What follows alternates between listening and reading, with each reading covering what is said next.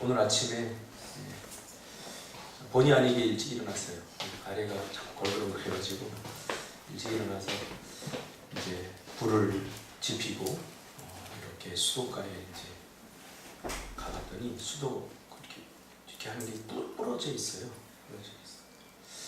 그래가지고 어른이 된다는 게 뭘까에 대해서 한번 생각을 해봤어요. 어른이 된다는 게 뭘까? 분명히 누군가 부러뜨렸을 것 같은데 어제. 그래서 야, 이거 누가 부러뜨렸니? 묻고 따지고 다음부터 그래서는 안 돼? 그건 어른이 아닌 것 같아요. 그냥 부러졌네, 새 거 갈아놔야지 하고 새 거로 갈아놓을 준비를 하는 사람들, 그걸 보고 기분 나빠하거나 그걸 보고 또 누가 그랬지 하고 화를 내는 거는 좀 아직 어른이 아니지 않나, 그런 생각을 다시 해봅니다. 그래서 또 다른 거 더 단단하고 아주 쇠로 된 거, 아주 딱딱한 거, 이런 걸로 해놓으면 좋겠다. 그래서 그 생각을 했어요. 어른이 된다는 게 결코 쉬운 일은 아니에요. 아이들이 소파에서 막 물 가지고 막 우리 애원이도 꼭 먹을 거 있으면 침대로 갖고 와서 먹어요. 그러면 어떻게 될까 분명히 알죠. 또 뭐 이렇게 장난하는 거, 이거 뭐죠?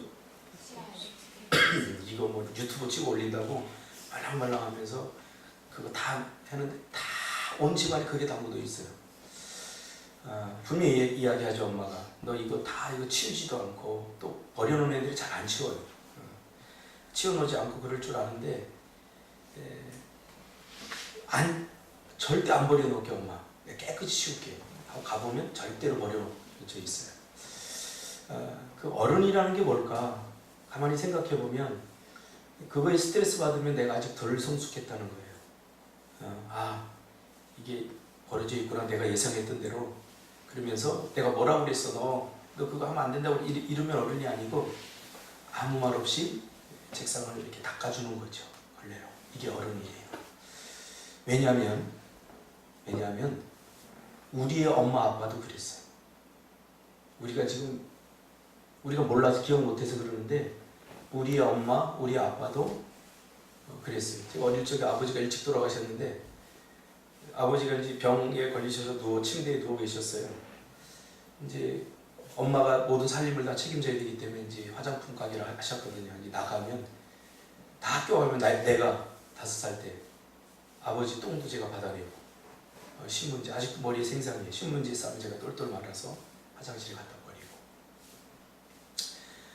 그때마다 아버지가 미안했든지 이만한 망사탕, 그때 한 5원인가요? 그렇게 해서 김성훈 집사님 생각나네요. 어릴 적에 망사탕 이만한 거, 겉에 설탕가루 이렇게 붙여있는 거, 그걸 먹으면 나는 더 먹으려고 이거를 깨물어요.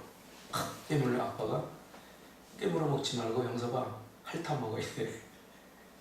그러면 이 아빠가 안 주려고 그런 줄 알았어요. 그래서 나는 무조건 깨물어 먹죠.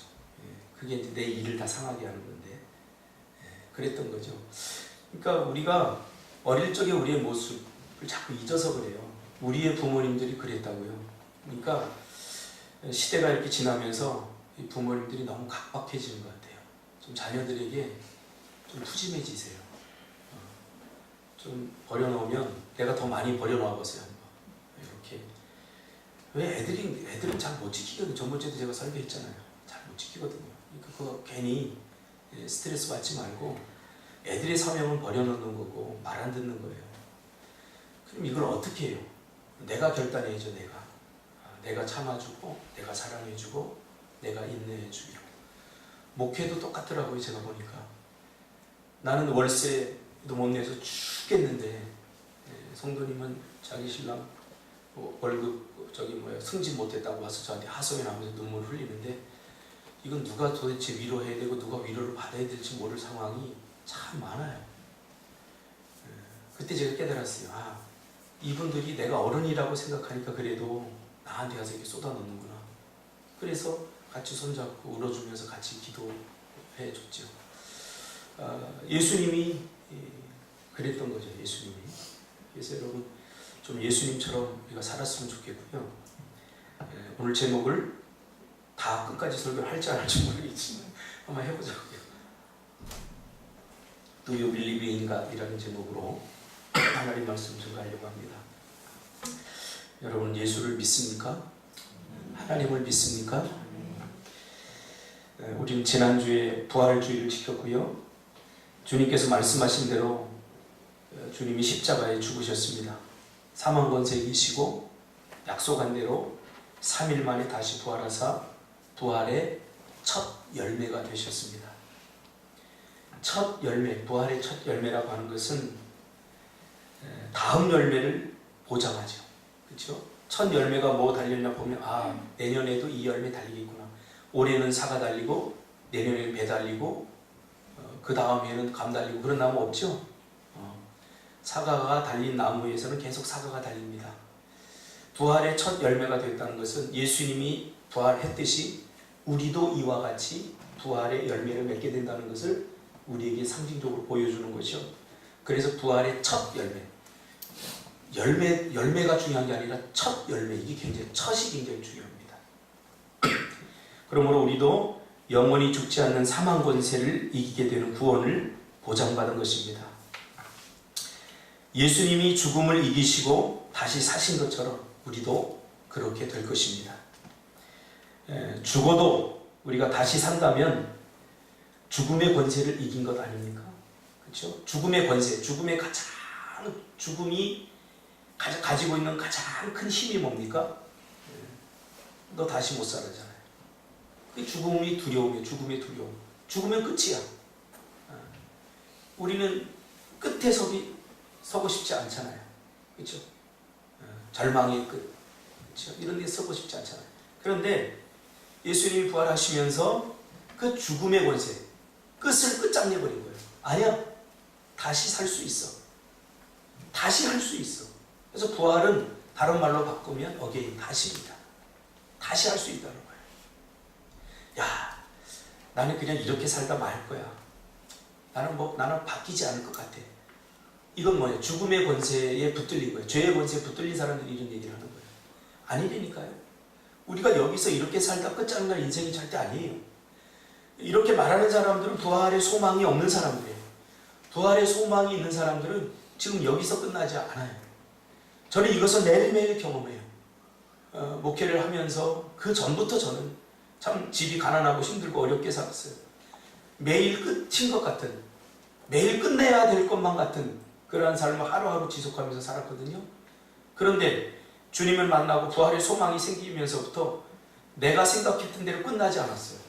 하나님은 날마다 나를 다시 일으켜 세우시고 다시 하게 하시고 다시 도전하게 하시고 될 때까지 하나님께서 저를 도와주시고 인도해 주셔서 여기까지 오게 하셨어요. 그 하나님을 여러분 믿으시길 바랍니다. 함부로 내가 다른 사람을 향해서 저 사람은 변화되지 못해, 저 사람은 구제불능이야, 끝을 선언해서는 안 됩니다. 나는 내 인생 그냥 여기서 이렇게 살다가 난 그냥 죽을 거야. 난 절대 변화되지 않을 거야. 함부로 끝이라고 말해서는 안 됩니다.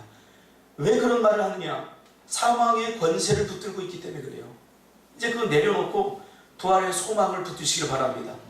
예수님이 죽으셨나요? 죽었잖아요. 죽는 건 죽었잖아요. 근데 죽음으로 끝났나요? 죽음을 죽여버리고 예수님이 다시 부활하셔서 살아나셨잖아요. 여기 은혜를 받아야 돼요. 김성훈 집사님하고 저하고 권투하면 누가 봐도 김성훈 집사님이 이기죠.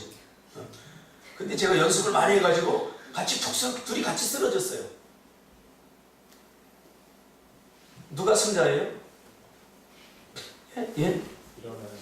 그렇죠. 일어나는 사람. 일어나는 사람이 승자예요. 예수님이 죄를 다 끌어안고 죄가 예수님을 막 사단이 죽였지만 십자가에 죽어서 끝났다고 생각하고 쾌재를 불렀지만 예수님이 다시 부활하셨어요. 예수님이 이겼다는 거예요. 그 예수님이 여러분 안에 있어요.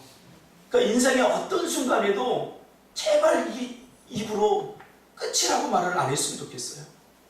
저는 청소년 상담을 20년 동안 하면서 많은 어머니들이 데리고 와서 우리 아이는 안 돼요 부터 시작해요. 제 마음이 가장 아팠어요. 왜 하나님이 천하보다 한 생명을 귀하게 여기서 주셨는데, 자식으로 주셨는데 그 아이 태어났을 때 얼마나 기뻤어요. 근데 함부로 끝이라고 말해요. 저는 우리 예린이가 빵점 맞아서 학교에서 와도 아유 끝이구나, 저 그렇게 생각해 본 적이 단 한 번도 없어요. 그게 죄예요, 여러분. 여러분 환경도 마찬가지. 힘들고 어렵습니까? 여기서 절대 끝나지 않습니다, 여러분. 우리는 여기서 절대로 끝나지 않아요. 이번에도 제가 노예에 갔는데 많은 목사님들이 제 삶을 부러워해요. 돈에 관심 있는 목사님들은 저한테 대뜸 박 목사 땅값 올랐어? 이렇게 물어봐요. 뭐 목회가 어떻게 잘 되나? 이런 거 안 물어봐요. 그 주변에 땅값 올랐어? 이것만 물어봐요. 참, 내가 목사지만 우리 목사들도 회개해야 돼요. 이거 자꾸 편안하고 안락하게 목회를 하려고 하는 거, 그래서는 안 돼요. 그래서는 안 돼요. 어떻게 큰 교회 자리 나오면 어떻게 좀 학위 좀 많이 받아서 좀 괜찮게 설교는요 잘하는 게 아니라 그냥 하는 거예요. 근데 여러분들 어떤 설교 좋아해요? 잘하는 설교 좋아하잖아요. 거기에 독이 묻어 있어요, 여러분. 학위 받아서 설교도 좋은 스피치법, 어떻게 설교를 내러티브적으로 잘 요리해서 할 것인가, 그래서 은혜 받았다고 하죠. 삶이 변하지 않고 행동이 변하지 않으면 절대 은혜 받은 거 아니에요. 그거 다 가짜의 사탄관임이에요. 뭐가 은혜 받은 거예요? 보혈의 피가 내 안에서 흘러서 내가 매일매일 죽는 것을 경험하는 것이 은혜 받은 거예요. 제가 부흥회 부탁을 받았어요. 내가 뭘 부흥회를 할 수 있겠어요? 그랬더니 이 목사가 저한테 딱 한마디 하는데 거기에 그럼 내가 할게 그랬어요. 지금까지 부흥회 목사님들 오셨는데 뭐 헌금 안 하니까 헌금 내라고 설교하고, 뭐 말 안 듣는 성도 있으면 또 뭐 좀 꾸중도 하고 뭐 다 그러더래요. 그래서 이 목사님이 마음이 아파서 저한테 하는데, 목사님 와서 그냥 목사님 교회에서 설교하듯이 그냥 그렇게 해주세요. 그러면 됩니다. 그래서 제가 우리 교회에서 설교하듯이 하면 되겠구나. 그리고 그건 나 할 수 있지. 근데 나한테 뭐 설교 잘하느니 못하느니 그런 소리 하지 마. 그래서 제가 지금 설교 준비를 하고 있어요. 여러분, 우리 인생은 이렇게 절대로 끝나지 않아요. 다 제주도 땅은 귀향 오는 곳이라고 그제 김의선 PD하고 통화하는데 다 좋지 않게 본대요. 여기 제주도는 끝난 사람들이 오는 것이 절대 아니에요. 우리가 할 일 없어 내몰려 온 것이 아니에요. 그것이 바로 부활의 소망을 가진 사람들이 살아가는 삶의 방식이죠. 오직 성경만이 우리에게 우리가 어디서 와서 이 땅에서 무엇을 하며 어디로 가는지 분명하게 이야기해 주고 있죠. 근데 오늘 이 설교의 핵심은 뭐냐면 부활하신 주님이 부활하시고 바로 승천하시지 않고 왜 이 땅에 40일 동안 머무셨을까? 여기에 대한 궁금증이 있었어요. 아직도 뭔가 미련이 남아있는 걸까요? 분명히 예수님께서 십자가에 달려 죽으시면서 뭐라고 고백하셨죠? 십자가에서 7마디 남기셨죠? 마지막에 뭐라고 그러셨어요? 다 이루었다. 다 이루었잖아요. 이 십자가에 달려 죽으시고 다 이루었잖아요. 그러면 부활하셔서 승천하시면 되잖아요. 그런데 승천하시지 않고 40일 동안 이 땅에 머물러 계셨다는 거죠. 그러면 무슨 비전이 남아 있었을까? 예수님께 하늘나라로 승천하시기, 그 승천을 미루면서까지 마지막 그 40일 동안 발버둥 치면서 하고 싶었던 일이 무엇이었을까? 궁금증이 생겼어요. 우리는 항상 성경에서 답을 얻기 때문에 그런 관점에서 요한복음을 제가 읽어 내려가기 시작하면서 40일 동안 무엇을 하셨고 누구를 만났는지 추적해보면 예수님이 부활하시고 바로 승천하시 아니하시고 이 땅에 40일 동안 왜 계셨는지에 대한 이유를 알 수 있을 것 같더라고요. 그렇잖아요. 왜 예수님 바로 승천 안 하셨지? 그럼 예수님이 이 땅에 승천하지 않고 40일 동안 뭘 하셨지? 누구를 만났고 어떤 일을 하시는지를 추적해보면 이것 때문에 예수님께서 바로 승천하지 아니하셨구나, 그런 걸 알 수 있잖아요. 그래서 요한복음 20장에 보면 오늘 본문은 안식 후 첫날 부활하셔서 제일 먼저 마리아를 만나는 장면 우리가 읽은 거예요. 나를 만지지 말라. 내가 아직 아버지께로 올라가지 못하였노라. 너는 내 형제들에게 가서 이르되 내가 아버지 곧 너희 아버지 내 하나님 곧 너희 하나님께 올라간다 하라 하신대 막달라 마리아가 가서 제자들에게 내가 주를 보았다 하고 또 주께서 자기에게 이렇게 말씀하셨다 이르니라. 마리아를 첫 번째 만나셨고요. 마태복음 28장 8절에서 10절까지 보니까 여자들에게 나타나셨어요. 무서워 말라. 가서 내 형제들에게 갈릴리로 가라 하라. 거기서 나를 보리라. 그 다음 누가복음 24장 13절에서 16절까지 보니까 엠마오로 가는 두 제자에게 나타나셨어요. 그날에 저희 중 둘이 예루살렘으로 20올이 되는 엠마오라 하는 촌으로 가면서 이 모든 된 일을 서로 이야기하더라. 저희가 서로 이야기하면서 문의할 때에 예수께서 가까이 이르러 저희와 동행하시나 저희의 눈이 가리워져서 그인 줄 알아보지 못하거늘. 우리가 잘 알듯이 엠마오로 가는 두 제자에게 나타났고요. 누가복음 24장 33절로 34절에 보니까 시몬 베드로 주께서 과연 살아나시고 시몬에게 나타나셨다고 성경은 증언하고 있고요. 요한복음 20장 19절에서 20절까지 보니까 제자들에게 나타나셨고요. 요한복음 20장 26절과 27절에 보니까 도마와 함께한, 그 전에는 제자들에게만 나타났는데 이번에는 도마도 함께 있는 제자들에게 나타나셨어요.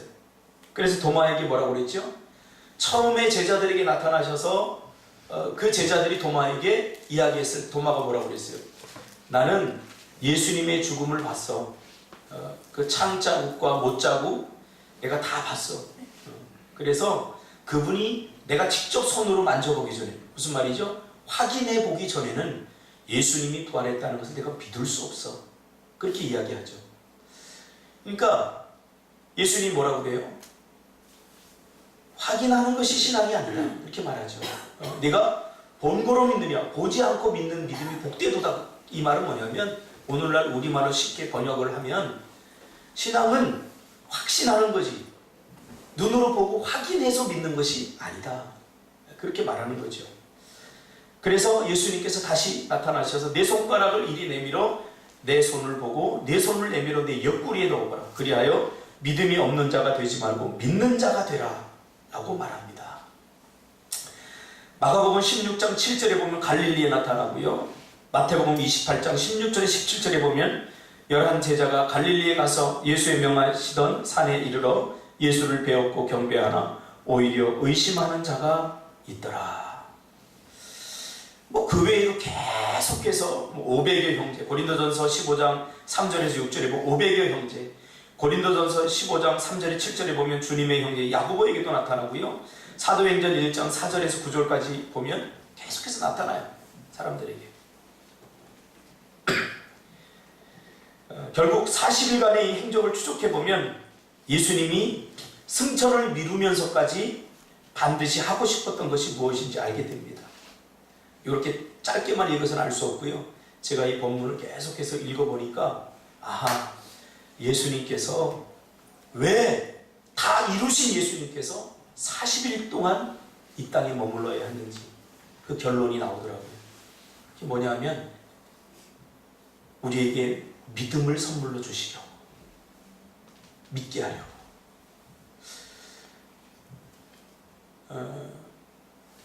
여러분 정말 하나님을 믿습니까? 정말 여러분 믿음이 있습니까?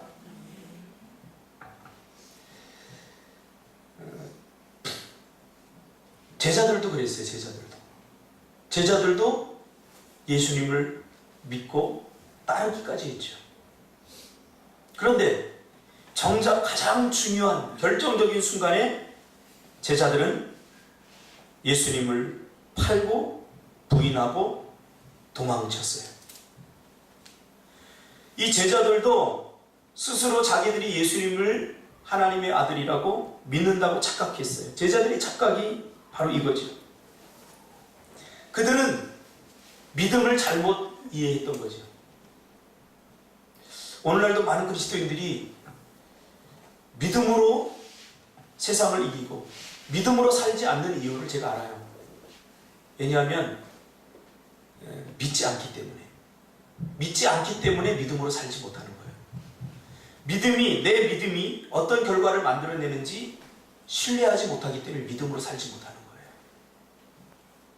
근데 제자들은 착각하고 있었던 거죠. 자기들이 믿음이 있다고 착각했던 거죠. 그래서 그들은 믿는다고 말로는 고백했지만 예수님을 끝까지 따르지는 못했어요. 그렇다면 믿는 것과 따르는 것은 별개의 문제인가요? 성경은 믿는 것과 따르는 것을 어떻게 보고 있는가? 이 궁금증을 해결하는 것이 오늘 본문을 이해하는 데 아주 중요한 핵심적인 포인트입니다. 교회 다니면 다 천국 가고 교회 다니면 다 그리스도인입니까? 주의 일을 열심히 해. 성가대도 열심히 하고 주의 일을 열심히 하면 그 사람은 그리스도인입니까? 그리스도인과 종교인을 가르는 기준이 뭐냐면 바로 믿음입니다. 다른 거 없어요. 그 사람 안에 믿음이 있느냐 없느냐. 믿음이 있는 사람은 그리스도인이고 믿음이 없는 사람은 넌 크리스찬이에요. 그러니까 믿음이라는 것은 두 가지를 전제하더라고요. 성경에 보니까.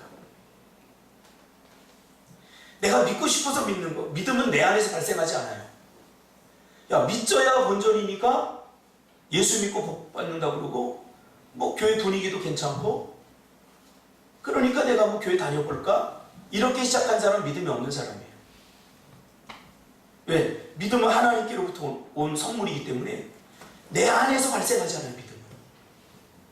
그러면 성경에서 말하는 믿음이라는 게 뭘까? 믿는다는 것이 마음의 문제라면 따른다는 것은 행동의 문제입니다. 사람은 마음으로 믿는 바를 행동으로 실천하게 되어 있어요. 그러니까 제자들이 왜 결정적인 순간에 다 팔고 버리고 도망갔을까요?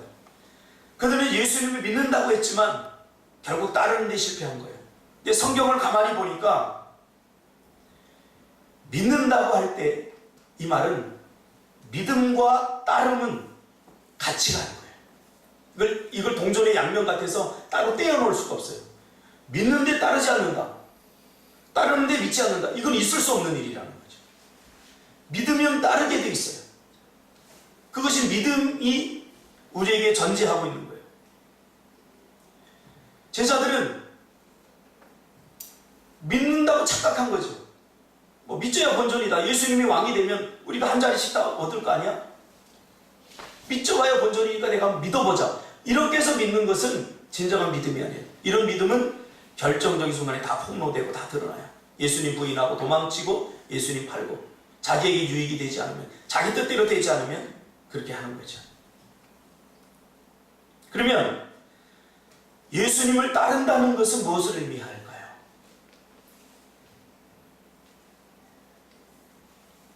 여러분 예수님을 따르고 있습니까?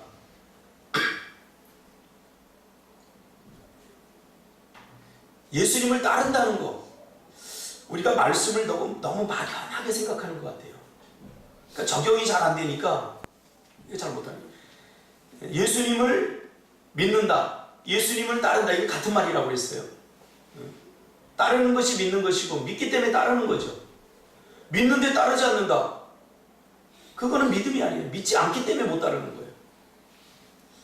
자, 그렇다면 따른다는 게 뭘까요? 우리가 믿음에 대해서 그동안 너무 많이 들었어요. 따른다는 게 뭘까요? 따르는 사람에게 나타나는, 예수님을 따르는 사람에게 나타나는 첫 번째 증거는 성경이 우리에게 자기 부인이라고 가르치고 있어요. 자기 부인. 제 이야기가 아니라 성경이 그렇게 이야기하고 있다니까요. 그래서 마태복음 16장 24절에 누구든지 나를 따라오려거든 자기를 부인하고, 이걸 다 다루면 너무 오래 걸리기 때문에 자기 부인만 다룰게요. 자기를 부인하고 자기 십자가를 지고 나를 따를 것이니라. 제자들은 이 말이 무슨 말인지 몰랐어요. 그래서 예수님이 제자들을 부를 때 예수님은 다 따랐죠. 심지어 가족도 버리고 따랐어요. 이게 얼마나 위대한 결단입니까? 그러나 정작 이 제자들이 버리지 못한 것이 있었습니다. 뭡니까? 자기를 버리지 못했어요. 자기를 부인하지 못했어요. 예수님을 따르려면 자기를 부인해야 되거든요. 자기를 부인하는 것이 따르는 거예요. 예수님이 철저히 십자가에서 죽으시면서 우리의 중심에 있는 것을 깨기를 원하셨어요. 그게 뭐냐면 자기예요. 자기. 죄로 똘똘 뭉친 자기. 이것이 깨어지지 않으면 우리는 진정한 그리스도인이 될 수 없습니다. 십자가에서 그것을 깬 거예요. 이 자기는 자기 애. 자기만을 사랑하는 거예요. 자기만을 사랑해서는 안 된다는 거예요. 예수님을 따른다는 거예요. 자기 자존심, 자기의. 이것이 제자들이 믿음으로 나아가는데 발목을 잡은 것입니다. 저도 많은 청소년들을 전도하고 누구보다 교회에서 열심으로 신앙생활하고 그랬던 사람들을 많이 봤어요. 그들의 삶을 이렇게 추적해보면 결정적인 순간에 교회를 떠나고 또 신앙을 버리는 것을 제가 많이 봤어요. 그걸 보면서 제가 실망도 많이 하고, 제가 신뢰했던 어떤 인품 좋은 장로님이 하나님 예수를 자기 믿지 않는다고 고백하는 거 보고 충격도 받은 적도 있고요. 왜 이런 일이 일어날까요? 믿음이 없기 때문이에요. 그냥 믿음을 마음의 자격으로만 생각해서는 안 돼요. 마음으로 믿는 것을 행동으로 표현하는 것. 이게 쉽습니까? 제가 아까 그랬죠. 어른 되기가 쉽지 않다고.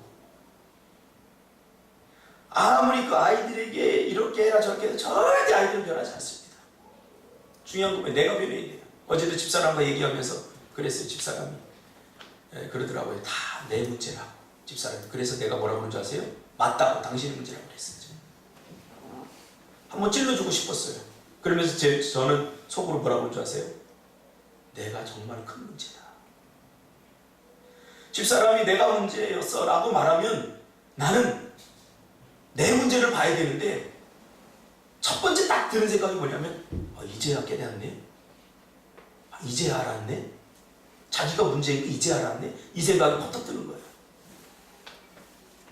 이게 우리예요. 아직도 주님을 따른다는 것은 이런 생각이 들 때마다 매일매일 자기를 부인하는 거예요. 그 생각을 갖게 하는 게 뭐예요? 내 안에 있는 죄예요. 하나님이 우리를 구원하셨는데 죄짓지 않는 수준의 사람으로 구원한 것이 아니기 때문에 우리는 예수 믿어도 여전히 죄의 권세에 도전을 매일매일 받아요. 자기 자랑, 자기의 드러내고, 그때마다 어떻게 해야 돼요? 내가 죽었구나 하는 것을 날마다 인정해야죠. 저 사람이 나에게 기분 나쁜 이야기 하면 기분 나빠할 것이 아니라 난 죽었지. 그래서 나는 저 말에 반응을 하면 안 돼. 오직 우리가 반응해야 될 것은 십자가예요. 말씀이에요. 여기에만 반응해야 돼요. 이것이 예수님이 말씀하신 믿음의 삶이에요. 예수님은 승천을 미루면서까지 다 이루었는데 마지막 그 사랑에 남은 연민, 근데 걱정이 돼서 제자들에게 이 믿음을 다시 한번 강조하기 위해서 40일 동안 의심 많은 도마를 찾아가고 제자들을 찾아간 거예요.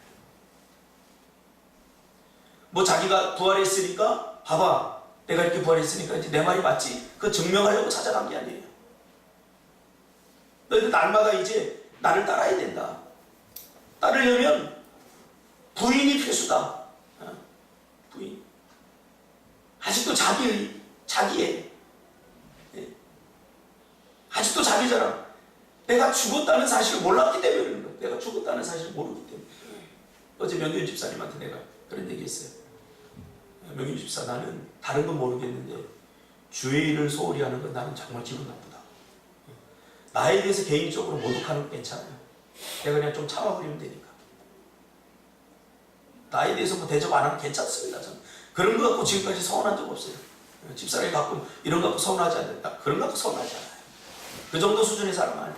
그런데 교회 일을 하는데 좀 소홀히 하면 저는 그게 굉장히 서운합니다.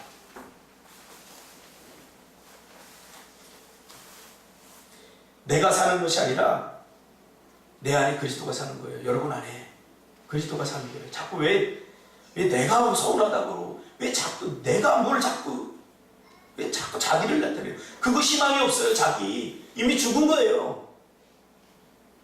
이 죄에 붙들려 사는 거예요. 그 죄 때문에 예수님께서 사망 권세 이기시고 부활하신 거예요.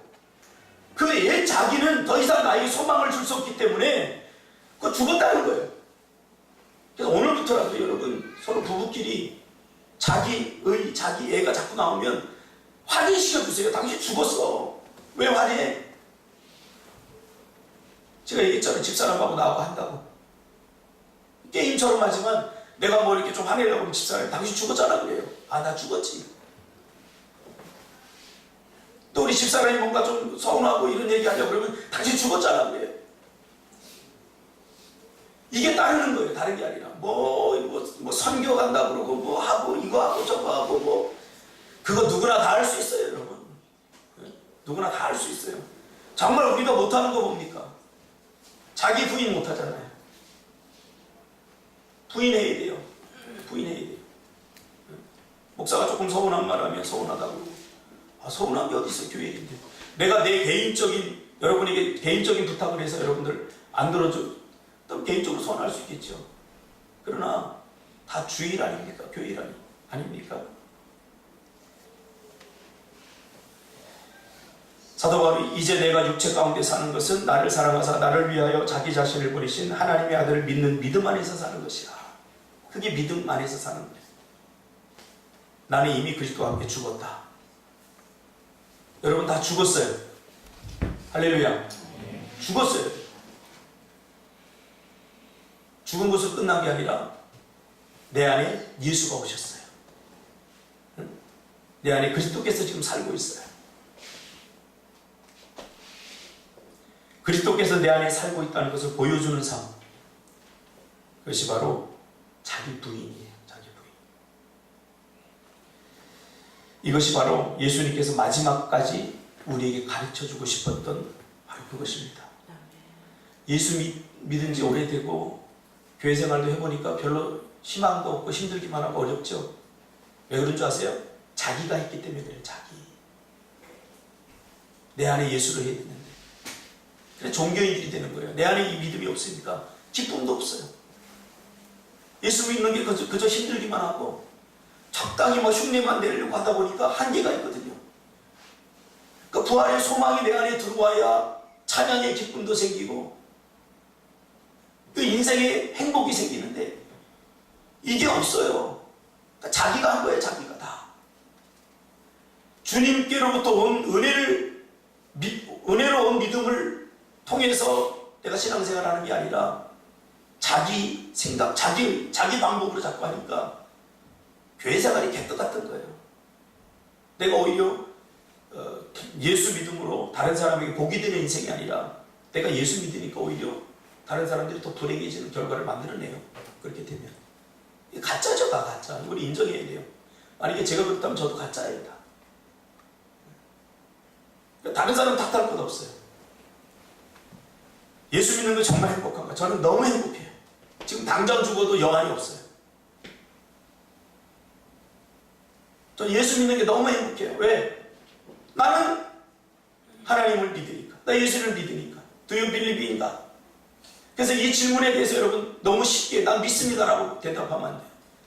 여러분 대답은 어떻게 됩니까? 자기 부인으로 해야 되는 거예요. 내가 너무너무 화날 때 이건 내가 아니구나. 이 부인으로 대답하는 거라고요. 입술로 대답하는 게 아니라 내가 너무너무 고통스러운 상황에 와 있는데 도저히 예수 믿지 못할 그런 상황에 와 있는데 내가 정말 하나님 Do you believe in God? 내가 부인할 수 있다면 아 이거 내가 화내는 거구나. 이게 내가 아니구나 하고 참는 것. 이것이 답이에요. 다른 게 답이 아니라. 입술로 누가 못합니까? 여러분 찬우한테 가서 약속해 보세요. 돌아서는 순간 우겨요. 여러분 안 그렇습니까? 하나님과 우리 사이에서 똑같아요.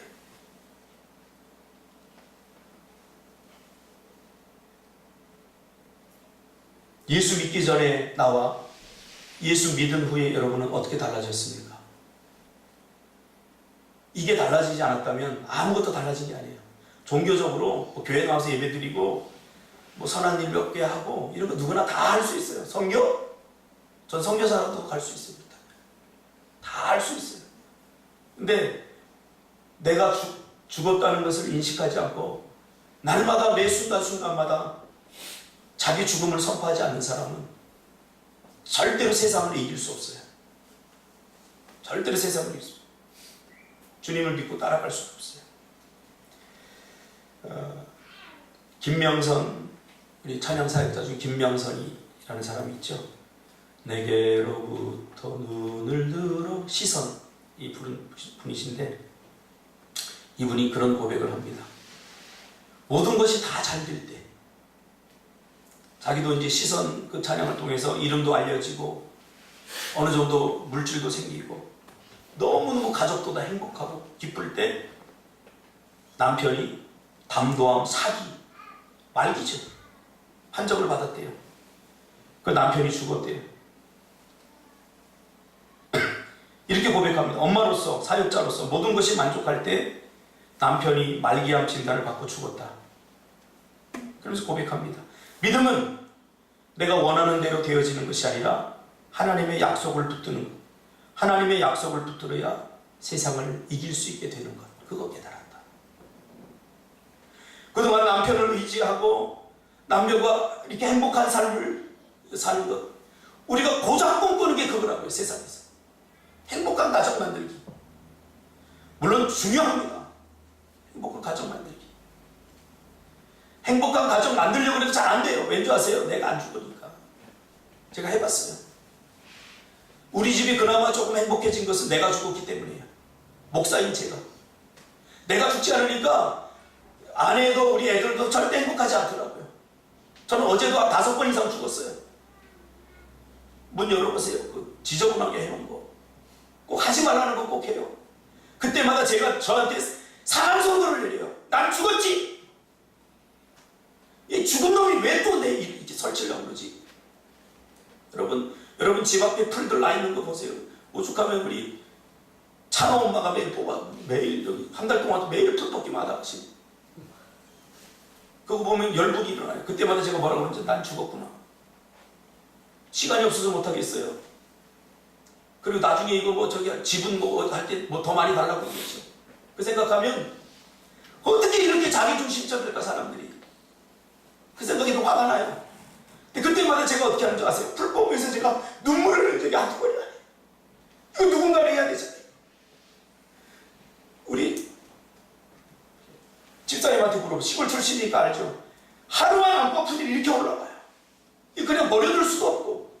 오죽하면 여기 살던 사모님이 풀 뽑기 귀찮아서 인천으로 갔대요. 힘들어서. 풀 뽑는 거 하나 못하면서 무슨 그리스도인이라고 그래요. 이런 가짜 믿음을 갖고 있으니까 세상을 이길 수 없죠. 여러분 아이들 띄우는 거, 아이들 진짜요. 더럽게 말 안 들어요. 내가 그 자갈 깔아놓은 거 잔디하고 이렇게 돼 있잖아요. 그러면 아이들 다닐 때 그냥 이렇게 다니면 얼마나 좋아요. 돌을 툭툭 잡아가지고 잔디로 교회 끝나고 그러면 잔디로 돌이 쌓여있으면 잔디 다 죽어버리거든요. 그때마다 제가 저한테 선언을 해요. 난 죽었다. 오늘 아침에도 제가 일일이 다 그 하나하나 해가지고 다 골라놨어요. 내가 죽지 않았으면 여러분 제 성질 알잖아요. 제 성격 알잖아요. 죽지 못했을 때 내 성격 누구도 감당 못해요. 저 학교에서 선생님 펠려다가 정말 막 위기까지 간 적이 있어요. 우리 선생님처럼 그 맛살이라고 있었죠. 체육 선생님 맛살. 제 안에 분노가 이렇게 갔어요. 그런데 내가 죽고 나니까 이것도 행복해요. 아침에 낙엽 하나 주는 거, 돌 치는 거. 참 이상해요. 이게 왜 이렇게 된지 나도 모르겠어요. 이게 복음이에요. 아직도 여러분이 뭔가 이 안에 남아서 뭔가 서운하고 뭔가 뭐 내가 하려고 그러고 아직 믿음이 뭔지를 몰라요. 예수님이 우리에게 마지막 죽으면서까지, 나는 이 예수님의 이 마지막 모습이 너무 안타까워요. 아니, 다 이루었으면 끝난 거지. 그럼 자 올라가 버리면 되지. 무슨 미련이 남아서 그 마지막까지 제자들이 다 일일이 찾아다니면서 믿음의 은혜를 깨우치려고 그렇게 한 걸까요? 이 믿음이 아니면 제자들이 세상을 이길 수 없었기 때문이죠. 무릇 하나님께로부터 난 자마다 세상을 이기느니라. 세상을 이기는 승리는 이것이니 우리의 믿음이니라. 예수께서 하나님의 아들이심을 믿는 자가 아니면 세상을 이기는 자가 누구랴. 세상을 넉넉히 이기려면 이 믿음이 여러분 안에 있다는 것을 매일 기억하면서 매일 죽으시길 바랍니다. 예. 아내하고도 싸우지 마세요. 왜 싸워요? 내가 죽었는데 뭐 서운한 게 있어요? 남편하고도 싸우지 마세요. 함부로 평가하지 마세요. 함부로 정죄하지 마세요. 내가 죽었는데 내가 뭘 자꾸 정죄하고 비난하고 내가 뭘 자꾸 잘했다고. 그래야 이기는 거예요. 그래야 이기는 방법을 예수님이 가르쳤는데 왜 자꾸 죄의 권세에 자꾸 붙들려서 진언적으로 자꾸 가려고. 기도하겠습니다. 하나님,